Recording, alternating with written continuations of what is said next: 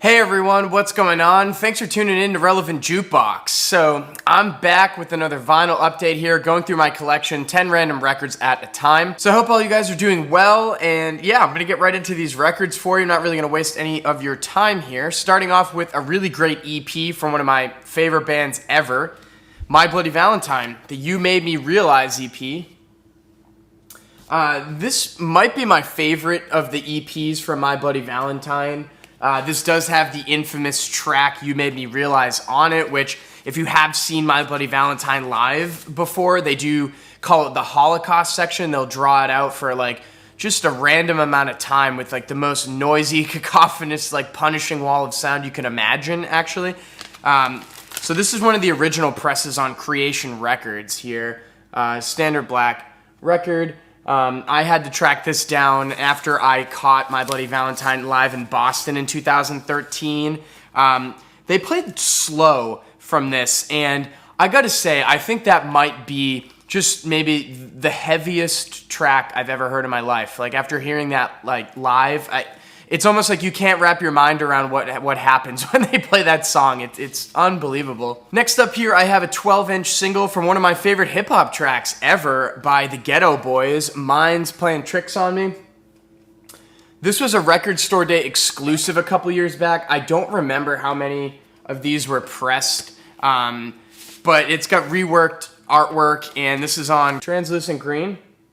And this has like the clean version, the explicit, and the instrumental, which if you have not heard this track, it is unbelievable. There is a guitar sample in here that is just like the catchiest thing of all time. Like, I could listen to that on a loop forever, honestly. Moving right along here, I have my favorite record from the Queen, Bjork Vespertine. And, you know, I'm sure like I go back and forth in her discography like probably most of her fan base does, but I think at this point in time I've settled on this one as my favorite Bjork album so far. Really nice artwork on this. This is a exclusive pressing as well, if I can get it out here. It is on white vinyl. Let me see if I can pull that out for you guys. Really nice artwork on the inner sleeves too. I like how it's like really scribbly, really awesome. But yeah, this is the limited white pressing here. Was a little harder to track down. This record overall is kind of harder to track down. I have to import it since I live in the US. And I'm really excited to hear what she's going to turn out on the new Arca record. I did see she had a production credit or feature on it, so that looks awesome. Next up here, a record that's like sort of underrated. I don't know, I don't really hear people talk about it too much anymore. But Leon Bridges, Coming Home. Now, he kind of painted himself into a corner with this album here. It throws it back to like the old Motown soul days in a really good way, though. I mean, these tracks, you could swear that they came out of that time period. I really like his voice, and, you know, Coming Home, Better Man, Pull Away. Those are some amazing tracks, I mean, especially if you're into this kind of stuff.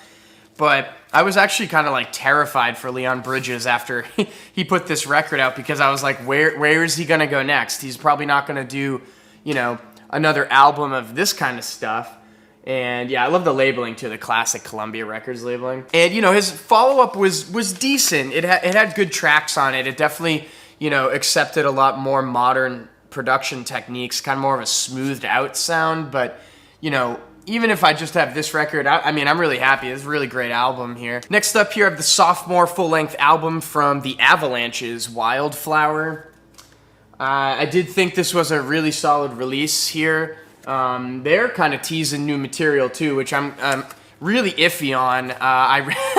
The singles that they put out, the one with Rivers Cuomo, I think it was, like I did not like that one. So, you know, I'm still going to hold out faith that they're going to have a really solid album, because they haven't let me down yet. This pressing here was an exclusive through Newberry Comics. It's on a standard black vinyl with really nice gold labeling on it. Also, check out that inner sleeve, really awesome. But what was exclusive to this pressing in particular was the alternate cover art. So you do get that different presentation on the jacket. Next up, I got a compilation that dropped through Orchid tapes a couple years back, Boring Ecstasy. Now, if you got in heavy to the bedroom pop scene like myself, you would definitely have come across Orchid tapes. They were pretty much the gold standard, I would say, pioneering that kind of like lo-fi singer-songwriter indie, whatever movement you want to call it. And this compilation's a pretty good taster of a lot of the bands and artists that came out through that scene. You got an unreleased Alex G track on here, Cards. Also, there's a non-album track from Elvis Depressedly, well, like a demo version of No More Sad Songs on there. And this was a limited pressing that was out of 300. It's hand numbered. I got number 39, if you can see that there. And it's a really, really awesome vinyl presentation. It's like a nice icy clear blue, which I think is really cool. And, you know, it's kind of a bummer that Orchid Tapes isn't around anymore. I'm not really sure what happened there. They're kind of just like unexpectedly shut down or like stopped releasing music or whatever. I'm not really quite sure. They did lose a majority of their roster, obviously, to larger labels, but I really always loved Orchid Tapes. This also came with a nice exclusive print of the cover, too. That was printed on, like, Fujifilm paper, so really nice. Next up, I got Young Thug's Barter 6.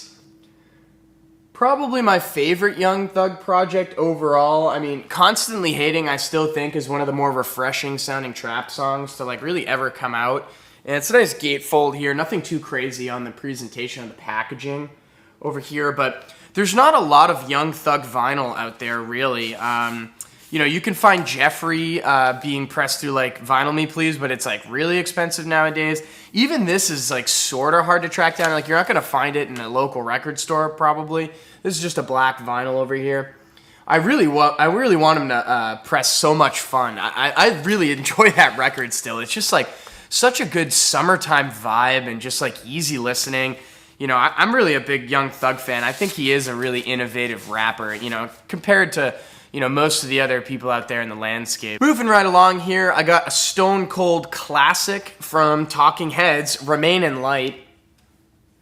Not really much I can say about this record that hasn't already been said. I do really enjoy this one. It is one of my favorites in the discography. It might be my favorite, I don't know. It still sounds futuristic. Like, it kind of blows my mind. Really awesome inner sleeve, too. I love, like, the negative on there, which, you know, the album cover, the more I look at it, like, over the years, it kind of disturbs me. I don't know. It's just, like, a very creepy feel to it in a way. I don't really know if there's anything too in particularly special about the pressing I have.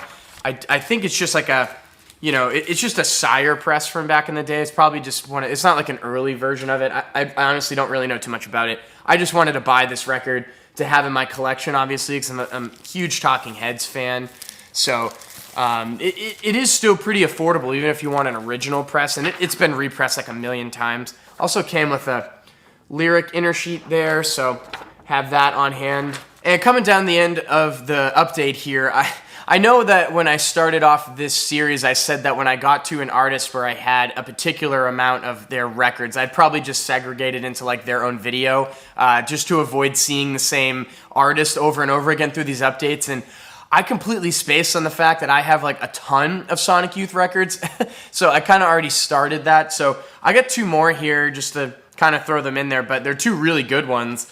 Experimental Jet Set, Trash, and No Star. This one I do find to be more of one of the underrated ones in their catalog. Did come out in the mid-90s, but you know, you don't really hear many Sonic Youth fans, I say, reference this one as one of the best ones. I think it's one of the best ones. I mean, you have Bull on the Heather on this album, which is an amazing Sonic Youth track.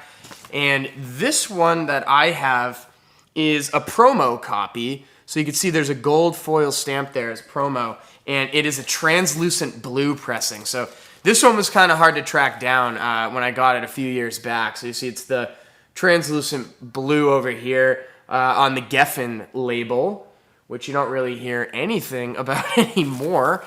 And I'm not 100% sure as to if this got repressed or not. I think this might be one of the only kind of pressings of it.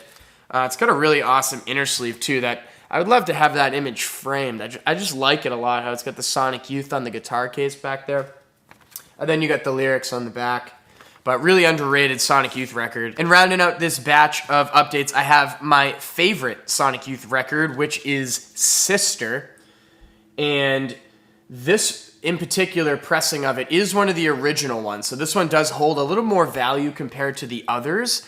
And that's because Sonic Youth did not have the rights to put out a couple photographs that you're seeing here. One being this one of this girl was taken by Richard Aviadon, that they did not have the rights to. In later presses, you'll see it's got a black bar over that one, or a different image, I think.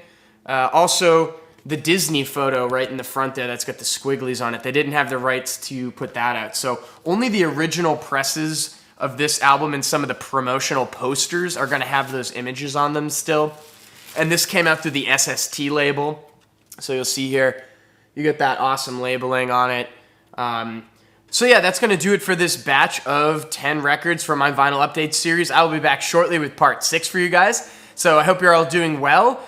Make sure to like, share, and if you want more content from me, hit that subscribe button. Peace.